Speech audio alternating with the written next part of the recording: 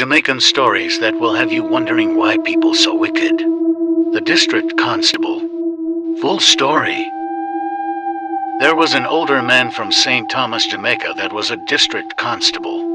He practiced obeah from a black book that he ordered overseas.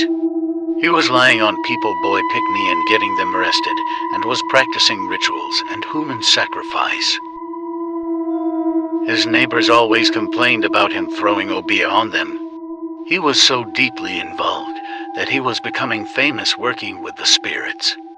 The same neighbor, one day, turned back obeah on him. He got really sick one night, and they took him to the hospital.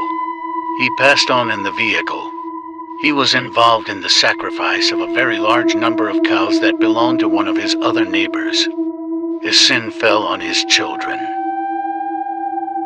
His son's cows were unalive like wildfire. Two of the children he had with his wife were miserable as his son touched his sister many times.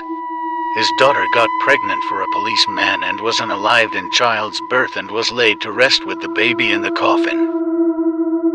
His wife became mentally ill and passed away. The two big sons got into a fight, and one tried to knife the other one to his grave. The remaining children tried to migrate to America, but one of the sons got deported. The daughter who passed away haunted the neighborhood with baby in hand. People saw her many times and even heard her with her baby. Bad luck and destruction plagued that family for years and still is. Only God Himself can help them. Like and follow for more.